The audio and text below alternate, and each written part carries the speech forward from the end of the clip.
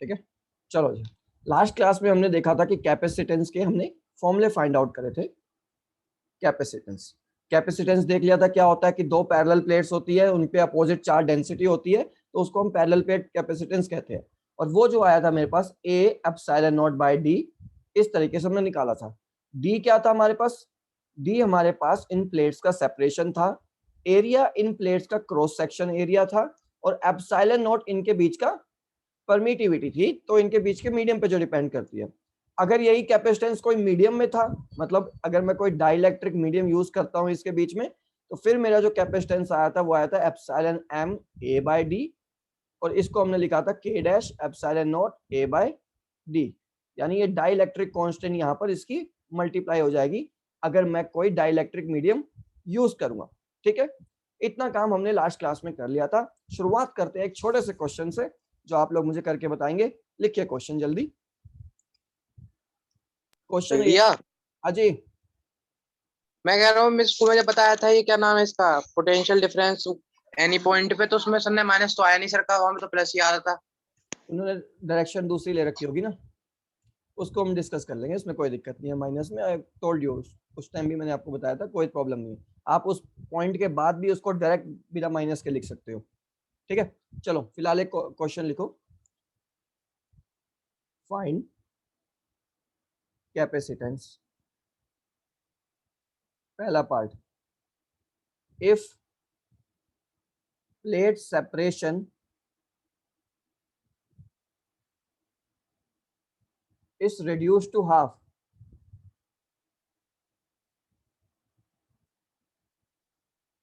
पहला पार्ट है आपको कि भैया कैपेसिटेंस बताओ कि जब उसकी जो प्लेट ये सेपरेशन उसी है के बाद उसको, तो करने हैं जो फॉर्मूला। जो फॉर्मूले लास्ट हमने लिखे थे ना, उसके बाद ये नेक्स्ट क्वेश्चन लिखना है अब आपने। फाइंड कैपेसिटेंस निकालना है पहला, if plate separation is reduce to half. चलो इतना कर लो, उसके बाद दूसरा इसी में करते हैं। देखो भाई ध्यान से, मान लो कि ये आपका कैपेसिटेंस सी दे रखा है और ये डी है, और इनके बीच का प्लेट एरिया ए है, और इसका कुछ भी कैपेसिटेंस हो सकता है सी। ठीक है, अब आपको कहा है कि आपका जो प्लेट एरिया है वो हाफ कर दिया गया, यानी डी बाय 2 कर दिया गया। Now you have to find out the capacitance. Area में कोई चेंज नहीं रहेगा, केवल प्लेट एरिया दोनों के बीच का सेपरेशन आपने हाफ कर दिया है। तो सिंपल इसको ऐसे लिखेंगे, C is equals to A epsilon naught by D. ठीक है, अगर हमें न्यू कैपेसिटेंस निकालना है तो उसको सी डैश हम मान लेते हैं, A epsilon naught D by 2 अब हम यहाँ यूज कर लेंगे, 2 ऊपर चला जाएगा तो ए एप्सिलॉन नॉट डी, और पुराना कैपेसिटेंस हमारे पास सी रहेगा, तो C dash is equals to 2c।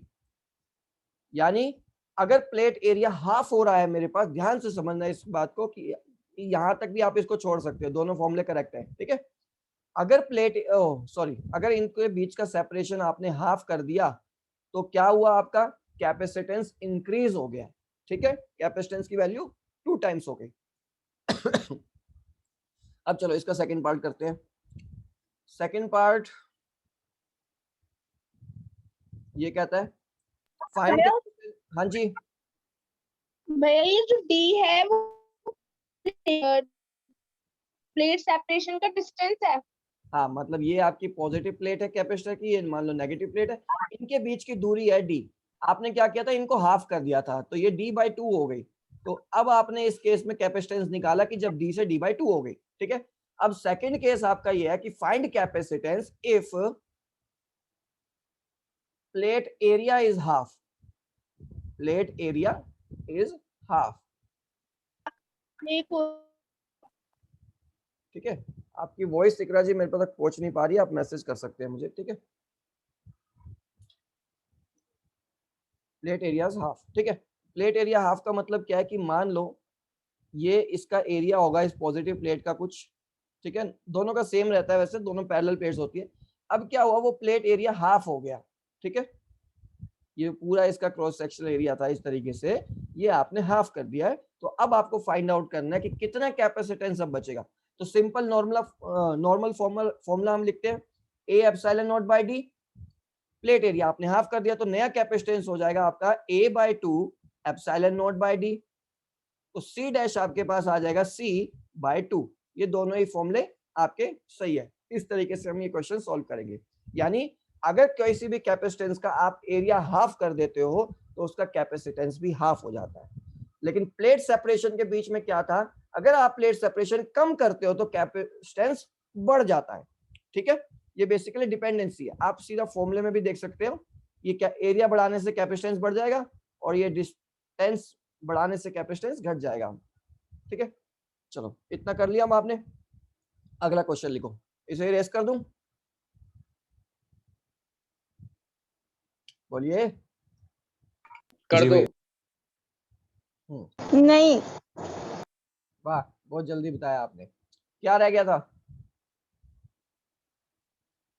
चलो सिंपल कुछ नहीं किया उसमें, हमने सिंपल ये फॉर्मूला लगाया, C dash is equal to A को हमने a/2 कर दिया, ये एप्सिलॉन नॉट एज है और ये d आ गया। अब a एप्सिलॉन नॉट d यानी 1/2 को अलग कर दूं मैं, a epsilon naught by d, ये आपका पुराने कैपेसिटेंस की वैल्यू हो गई, तो ये आपका फॉर्मूला आ गया था। ठीक है, बाकी एक बार मुझसे वैसे पूछ लेना, अगर इसमें भी कोई दिक्कत रहे तो हम दोबारा कर देंगे। ठीक है, अब अगला क्वेश्चन लिखो। क्वेश्चन ये है हमारे पास, कैपेसिटेंस प्लेस इनसाइड। अच्छा, ये मान के चलो कि आपके पास दो पैरेलल, हाँ लिखो, फाइंड इलेक्ट्रोस्टैटिक फ्लक्स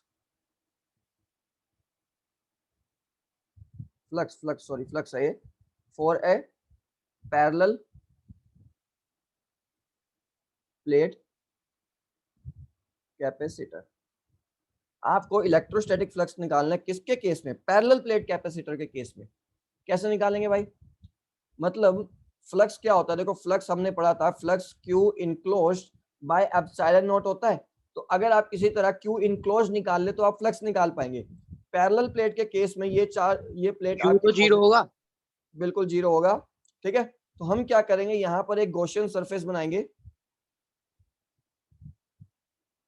इस तरीके से, स्फेरिकल गॉसियन सरफेस, और इसके अंदर जो क्यू इनक्लोज्ड है, देखिए जितना पॉजिटिव चार्ज है यहाँ पर उतना ही नेगेटिव चार्ज है। तो नेट चार्ज हम लिख सकते हैं इस पे कि मान लो अगर एक प्लेट पे प्लस क्यू चार्ज है तो दूसरे पे माइनस क्यू चार्ज रहेगा, तो नेट चार्ज क्यू इनक्लोज्ड आपका आएगा, वो आएगा जीरो। तो जिस वजह से कि जो फ्लक्स प्रोड्यूस करेगा एक कैपेसिटर, वो भी क्या प्रोड्यूस करेगा? जीरो। ये बात आप लोग ध्यान रखिएगा। ठीक है, तो इसमें लिख सकते हैं हम यहाँ पर टोटल चार्ज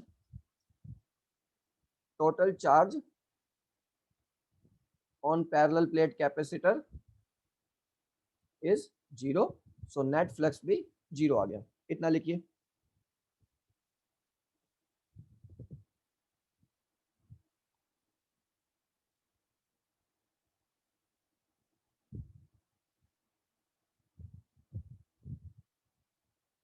लिख लिया?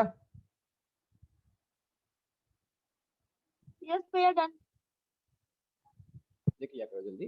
ठीक है, अगला क्वेश्चन देखो। क्वेश्चन है हमारा, व्हाट इज द कैपेसिटेंस। आपको यही कैपेसिटेंस से निकालना है, पर कंडीशन क्या है? फाइंड कैपेसिटेंस, लिखना चाहो लिख सकते हो फिर से, लेकिन उसी के पार्ट चल रहे हैं। फाइंड कैपेसिटेंस इफ ए, क्या किया हमने, एक conducting wire is attached between the plates of the wire।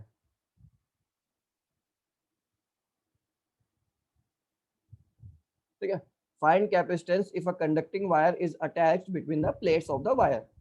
यानी मान लो आपके पास, मानना क्या है, ये आपके पास प्लस प्लेट है कैपेसिटर की, ये आपके पास नेगेटिव प्लेट है कैपेसिटर की। करा क्या आपने इस पैरेलल प्लेट कैपेसिटर को एक कंडक्टिंग वायर से ज्वाइंट कर दिया। कंडक्टिंग वायर से ज्वाइंट करने का मतलब क्या है, यहाँ पर चार्ज फ्लो हो सकता है। तो अब दुष्यंत जी मुझे ये बताइए कि अगर मैं इसको एक कंडक्टिंग वायर से ज्वाइंट कर दूंगा तो चार्ज किधर से किधर तरफ फ्लो होगा? चार्ज फ्लो होने की कंडीशन क्या होती है? Positive to positive to negative तो नहीं कह सकते हम, वो तो इलेक्ट्रिक फील्ड जाती है। चार्ज फ्लो होने की क्या कंडीशन होती है? चार्ज फ्लो होने की कंडीशन होती है कि हायर पोटेंशियल से लोअर पोटेंशियल की तरफ चार्ज जाएगा। ये बात हम देख चुके हैं। ठीक है, तो यानी ये देखो, ये प्लस है और ये माइनस है, तो ये प्लस पॉइंट वो भी एक बार को ठीक है, पॉजिटिव टू नेगेटिव, लेकिन ये वाली जो प्लेट रहेगी नेगेटिव पॉजिटिव ये हायर पोटेंशियल पे रहेगी और ये प्लेट लोअर पोटेंशियल पे रहेगी। यानी चार्ज यहाँ से यहाँ तक फ्लो हो जाएगा। और एक बार चार्ज फ्लो तब तक होगा जब तक दोनों पॉइंट का पोटेंशियल सेम ना हो जाए। तो यहां पर आंसर आप लिख सकते हैं इसमें कि charge will flow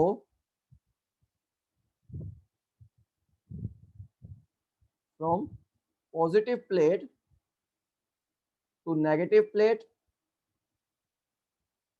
that is higher potential to lower potential till कब तक फ्लो होता रहेगा? पोटेंशियल जब तक दोनों प्लेट का सेम ना हो जाए, till potential of both the plate will be same।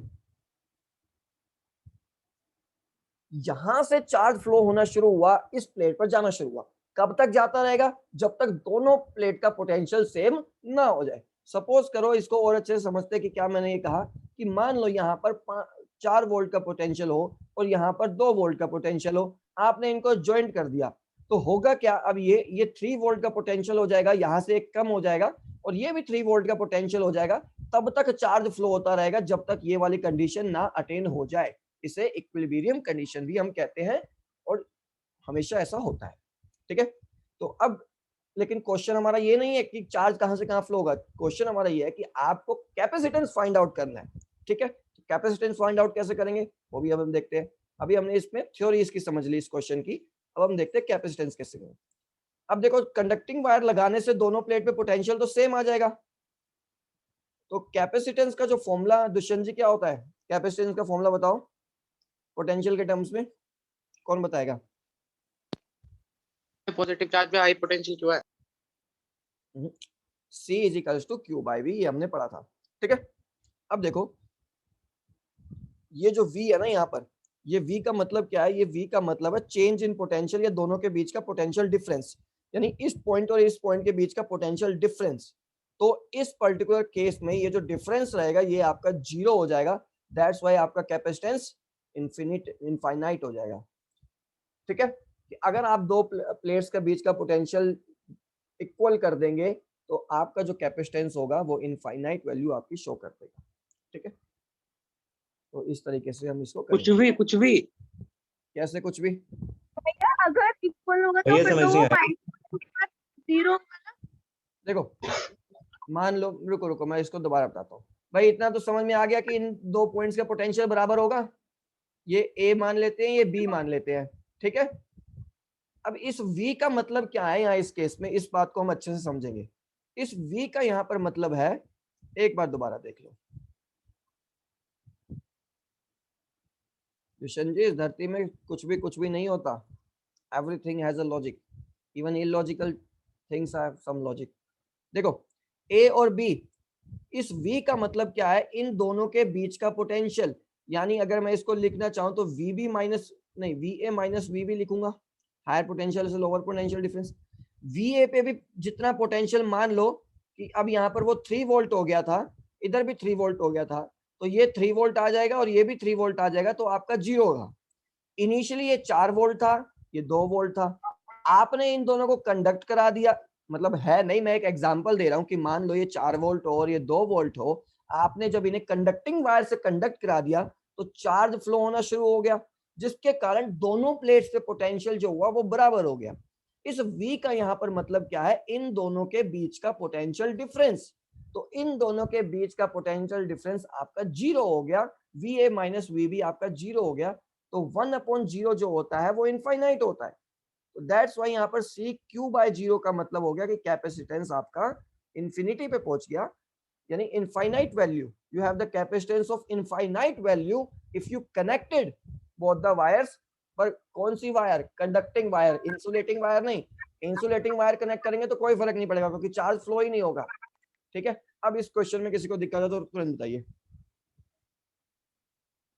भैया हाँ जी, भैया ये क्यू कहाँ गया? क्यू अगर कहीं नहीं हमने गया, 1/0 क्यू एज इट इज है। लेकिन आप किसी भी, मान लो क्यू मान लो 3 कूलम का चार्ज हो, लेकिन आप किसी को भी 1/0 से ऐसे मल्टीप्लाई करेंगे तो वो वैल्यू इनफाइनाइट हो जाएगी। सिमिलरली मान लो 3 कूलम को आप 0 से मल्टीप्लाई करते हैं तो वो 0 आता है। होता वो वही है, हाँ कोई भी भैया। वैल्यू हो वो जीरो ही आएगी। 1/0 से अगर आप मल्टीप्लाई कर रहे हैं तो वो इनफाइनाइट हो जाएगी, वो हट जाएगी, खत्म, टाटा मेरी बाय बाय। सुनोगे? हाँ बोलो। मैं कह रहा हूँ चार्ज फ्लो होने के लिए वो तो चाहिए, क्या चाहिए? पोटेंशियल चाहिए होगा ना चार्ज फ्लो करने के लिए। अगर पोटेंशियल बराबर हो जाएगा फिर करंट कैसे फ्लो होगा? जब पोटेंशियल, वही तो, जब करंट फ्लो ही, कैपेसिटेंस जब इनफाइनाइट हो जाएगा तो करंट फ्लो ही तो नहीं हो पाएगा, यही तो कहना चाह रहे हैं। देखो दोबारा सुनो भाई, चार्ज यहाँ से यहाँ तक फ्लो हो गया, जब चार्ज कब तक फ्लो होगा, मैं यही तो कह रहा हूँ, चार्ज जब तक फ्लो होगा जब तक पोटेंशियल बराबर नहीं हो जाता। एक बार पोटेंशियल बराबर हो गया फिर तो चार्ज फ्लो होना ही बंद हो जाएगा, तो वो कैपेसिटेंस इनफाइनाइट फिर स्थिति घरों में में वायर में क्या होता है? वहां पे पोटेंशियल भी तो बराबर हो सकता है। किस वायर में? मैंने यहाँ जो घरों में नहीं नहीं नहीं, घरों में वो सेपरेटेड होती है। पहली बात ये, हम एक केस स्टडी कर रहे हैं कि दो प्लेट्स के बीच को अगर हम ज्वाइंट करके देखें, इन जनरल ये दो प्लेट्स हम ज्वाइंट नहीं करते, इन दो प्लेट्स को हम सेपरेट ही रखते हैं। हमने एक केस देखा कि इन दो प्लेट्स को अगर ज्वाइंट कर दे इन कंडक्टिंग वायर से तो क्या कैपेसिटेंस बनता है, ठीक है, तो वो इनफाइनाइट कैपेसिटेंस बनता है। और घरों में ये ज्वाइंट नहीं होता, ये सेपरेट रहता है, जो वो पंखे ये वगैरह में बताओ, रहता है। ये बताओ पोटेंशियल का क्या काम है यहाँ पे? अरे भैया सारा काम ही तो पोटेंशियल का है, और चल क्या रहा है, हमने जो पहला वो फॉर्मूला देखा था, Q directly proportional to potential था, Q is equal to CV आया था। यानी जैसे जैसे चार्ज बढ़ाते जाओगे वैसे वैसे दोनों के बीच का पोटेंशियल बढ़ता जाएगा। आप ये मान के चलो कि अगर ये प्लस है और ये माइनस है, तो एक सेंस में ये आपको चार्ज दिख रहा है, पर एक सेंस में आप इसे पोटेंशियल भी समझ सकते हो कि इस प्लेट का पोटेंशियल हाई पोटेंशियल होगा और इस प्लेट का पोटेंशियल लो पोटेंशियल होगा। जितना ज्यादा चार्ज होगा उसका पोटेंशियल उतना ज्यादा होगा, जितना कम चार्ज होगा उसका पोटेंशियल भी उतना कम होगा। तो इसलिए यहां से यहां तक सारा चार्ज फ्लो हो गया, फिर बात खत्म। हाँ भैया जी। इनिशियल वाला लेते ना।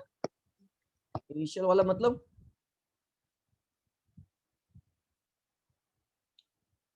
समझ नहीं पाया मैं नहीं आपकी भैया, बात। इनिशियल से कुछ नहीं भैया, आगे। ठीक है, पर ये फॉर्मूला हमने यहाँ पर यूज किया, C equals to Q by V। ये V हम आपको समझाना चाह रहे हैं, ये V वास्तव में इन दो प्लेट्स के बीच का डिफरेंस है, इस प्लेट के और इस प्लेट के बीच का। और जब ये डिफरेंस ही नहीं रहेगा तो ये डेल्टा V और जो V है ये जीरो हो जाएगा, और 1/0 की जब ऐसी फॉर्म होती है तो वो चीज इनफाइनाइट बन जाती है। ये चीज मैथ्स वाले बच्चों को पता होती है, बायो वाले बच्चों को अब पता चल जाएगी। ठीक है, चलो अरे ये आगे। बताओ, ये पोटेंशियल क्या होता है ये बता दो बस एक बार। और ये बता, पोटेंशियल, अरे सिंपल सा पोटेंशियल, देखो फिजिक्स की भाषा में हम समझे कि पोटेंशियल क्या होता है तो हमने वो देखा था, कोई चार्ज है उसको इन्फिनिटी से किसी पॉइंट पर लेके आए, ठीक है, इन्फिनिटी से किसी पॉइंट पर हम उसको लेके आए तो जितना उसमें वर्क डन हुआ उससे जितना पोटेंशियल जनरेट हुआ। पोटेंशियल को अगर समझना है तो बेसिकली आप पोटेंशियल एनर्जी को थोड़ा सा समझो कि कोई चीज में एक एनर्जी स्टोर होती है और उस एनर्जी को हम एक सेंस में पोटेंशियल ट्रीट करते हैं, तो तभी हम उसको कहते हैं पोटेंशियल एनर्जी। यानी किस व्यक्ति के अंदर कितनी कैपेसिटी है किसी काम को करने की। Potential is a kind of capacity to do some work.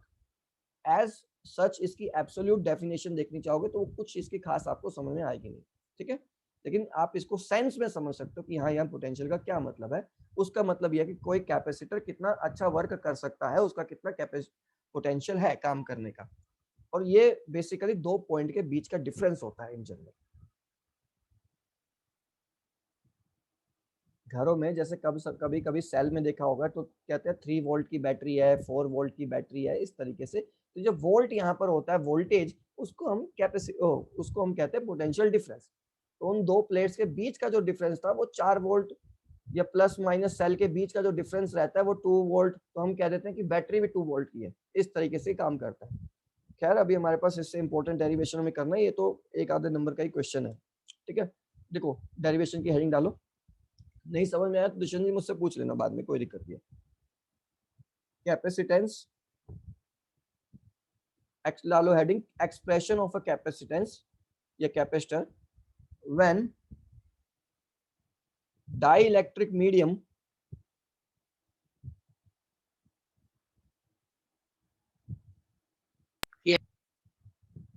when dielectric medium of thickness T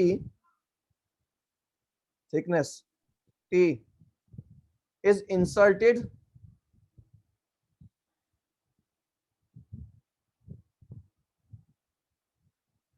between the plates of the capacitor.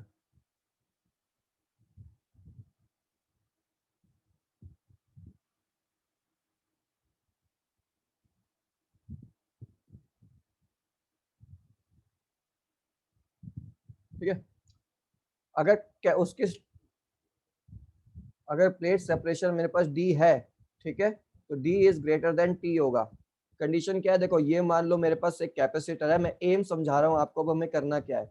ये मेरे पास एक कैपेसिटर था प्लस माइनस वाला, मैंने अब क्या किया, एक डाइइलेक्ट्रिक मीडियम लिया जिसकी थिकनेस क्या थी टी, और उसको इसके अंदर पुट कर दिया। सर हाँ जी, सर हाँ जी, सर हाँ जी। डाइलेक्ट्रिक का मतलब?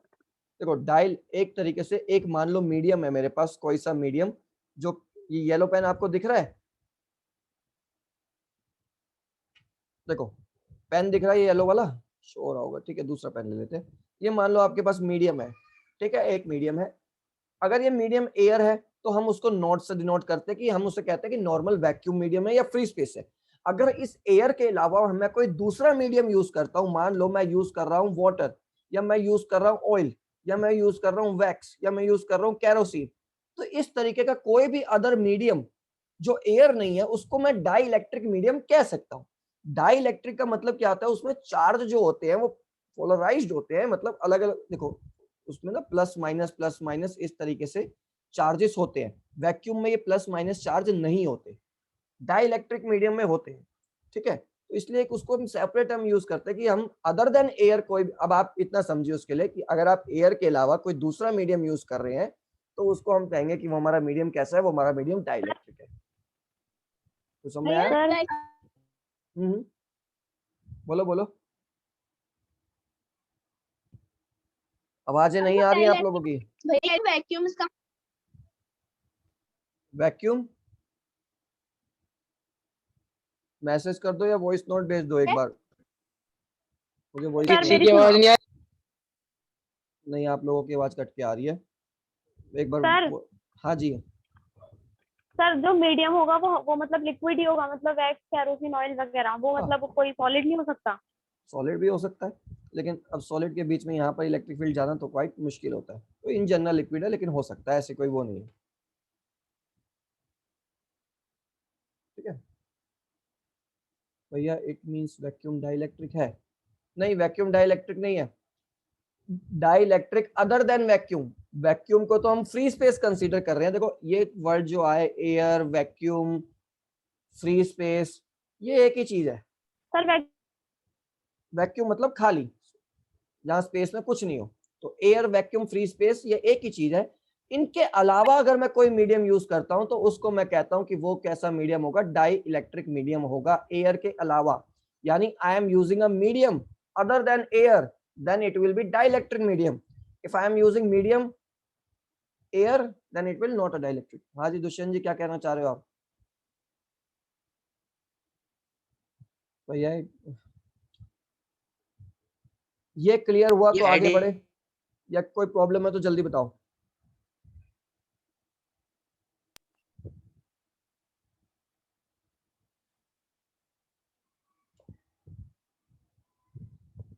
बताओ भाई।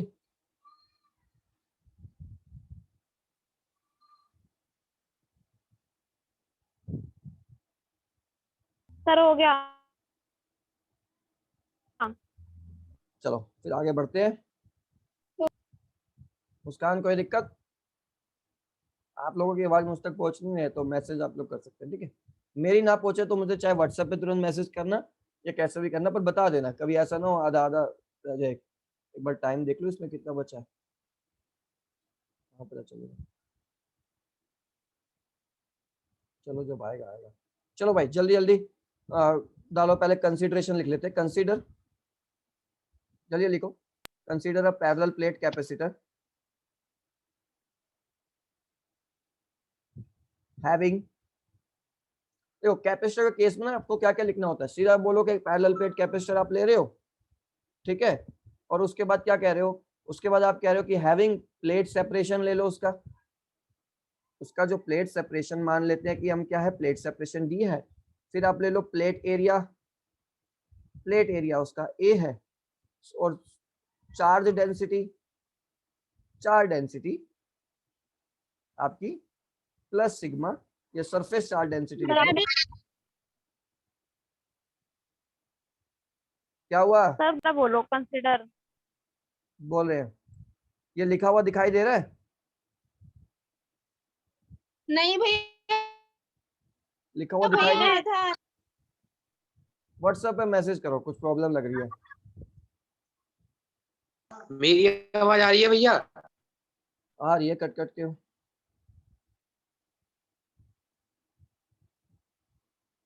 फिर आपके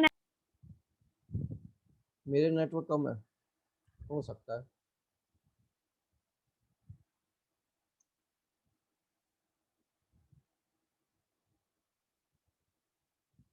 हाफ स्क्रीन, हाफ स्क्रीन।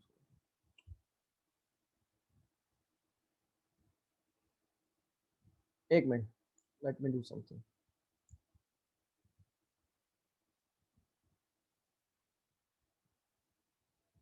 अब फुल स्क्रीन शो हो रही है आप लोगों को? हाँ हाँ जी मुस्कान जी, हाँ भैया, अब ठीक है। चाहिए भैया। चलो जी आगे बढ़ते हैं। लिखो, दोबारा से लिखो, consider, consider a parallel plate capacitor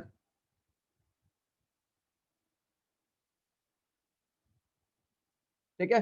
parallel plate capacitor में हम क्या मानेंगे कि जिसका प्लेट सेपरेशन क्या है, जिसका प्लेट सेपरेशन है डी, प्लेट एरिया क्या है उसका, उसका प्लेट एरिया है A, surface charge density on plates, surface charge density,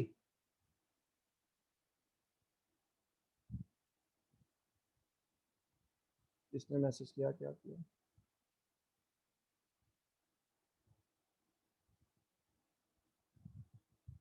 ठीक है Iqra ji, surface charge density on plates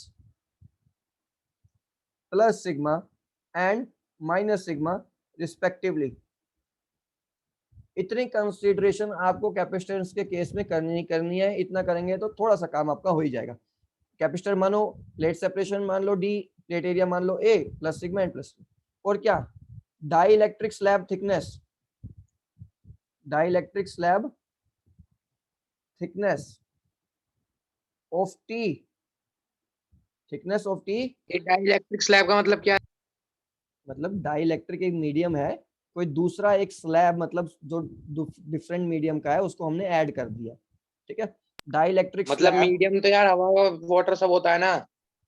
मान लो एक दूसरा एक मीडियम ले लिया, या उस पर्टिकुलर रेंज में, जैसे कि इस रेंज में ना, इतने से इतने डिस्टेंस पे एक दूसरा मीडियम फिल कर दिया है। अब इसको कैसे भी फिल कर दिया ये आप समझ लो, ठीक है। Dielectric slab of thickness T is added between the, अभी आ जाएगा समझ में आपको, मैं एक बार दोबारा इसकी फिगर बनाऊंगा, added between the plates of the capacitor. Capacitor की प्लेट के बीच में डाइइलेक्ट्रिक स्लैब का क्या लिखा है? Dielectric slab of thickness T is added between the plates of the capacitor. हमने यहाँ पर क्या किया, दोबारा देखो, ये लिख लिया पूरा तो इरेज कर दूं, वैसे भी कुछ खास दिखने लायक है नहीं वो, यस सर। ठीक है। देखो भाई क्या हम कर रहे हैं, ध्यान से देखना, ये मेरे पास प्लेट्स है कैपेसिटर की, ठीक है। मैंने क्या किया, यहाँ पर एक दूसरा डाइइलेक्ट्रिक मीडियम लिया,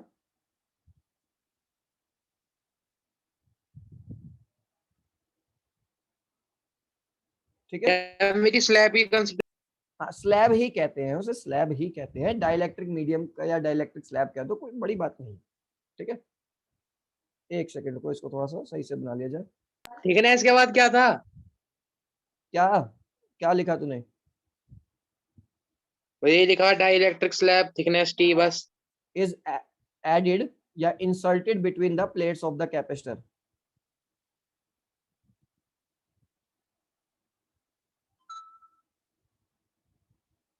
ठीक है। अब ये देखो क्या मैटर है यहाँ पर, बस वहीं तक है।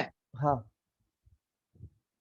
ये जो चीज है ना, ये इतना डिस्टेंस आपका था डी, आपने क्या किया, आपने एक डाइइलेक्ट्रिक स्लैब जिसकी थिकनेस टी थी, इतना हिस्सा आपने ऐड कर दिया उस पैरेलल प्लेट कैपेसिटर के बीच में। पिछली बार हमने जो मीडियम वाला केस देखा था, यानी वो वाला केस जिसमें हमने पूरे में मीडियम इंसल्ट कर दिया था, तो मेरे पास कैपेसिटेंस बना था k dash epsilon not a by D.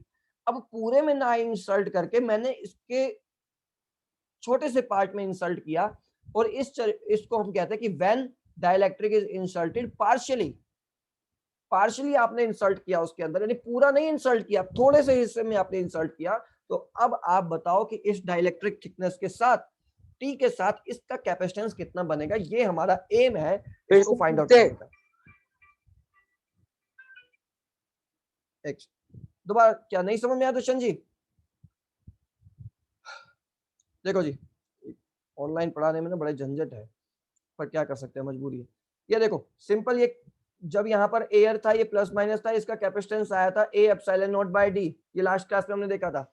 हमने क्या किया, इन दो प्लेट्स के बीच में एक डाइलेक्ट्रिक मीडियम फिक्स भर दिया, ठीक है, एक डाइलेक्ट्रिक मीडियम भर दिया, तो मेरे पास कैपेसिटेंस क्या बन गया, मेरे पास कैपेसिटेंस बन गया C dash K dash A epsilon naught by D, यानी K dash C not air वाला, ठीक है, ये बन गया। अब मैंने क्या किया, अब मैंने पूरे में ना भरकर इसके छोटे से हिस्से में सिर्फ डाइलेक्ट्रिक भरा है। अब मुझे कैपेसिटेंस फाइंड आउट करना है कि भैया अब कितना कैपेसिटेंस होगा, what is the value of capacitance when dielectric is partially added between the plates. This is my aim to find out this derivation. ये एम समझ में आया तो चुप रहे, जिनको नहीं समझ में आया तो जल्दी बताएं। बताओ भाई। पार्शियल का क्या? पार्शली मतलब थोड़े से हिस्से में डाला, पूरे में नहीं डाला। This is means partially. जैसे ये आपकी फिगर बनी है, यहाँ पर इस फिगर को देखो, पूरा हिस्सा डी है, डी के एक छोटे से हिस्से का हमने प्रयोग किया, और टी में तो उसको डाइलेक्ट्रिक डालूंगा क्या, स्लैब? हाँ स्लैब तो डाइलेक्ट्रिक है ना, पूरा डालो या कम डालो बराबर बात है। अरे मुन्ना बराबर तो बात है, लेकिन इतने एरिया में अब डाइलेक्ट्रिक स्लैब नहीं है। पहले इस पूरे एरिया में वो था और अब नहीं है। डिफरेंस है, क्योंकि आप जितना डाइलेक्ट्रिक का अमाउंट यूज करोगे उस हिसाब से कैपेसिटेंस आएगा। वो डिफरेंस क्या है वो इस फॉर्मूले में अभी हम डिराइव करेंगे, और इसी ये से बनानी है फिगर ये सब? हाँ ये फिगर, ये सब नहीं बनानी है, एक मिनट रुको मैं बताता हूँ कौन सी फिगर बनानी है।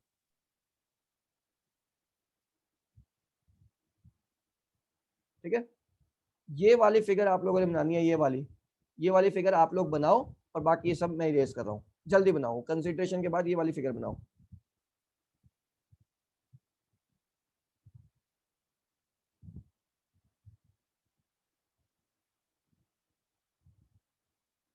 और अब मीटिंग में 3 मिनट रह गए, तो ये मुझे क्लोज करनी पड़ेगी, क्योंकि बीच में फिर हमारा डेरिवेशन अटक जाएगा। ठीक है, आप लोग इतनी फिगर बना लो, 1 मिनट।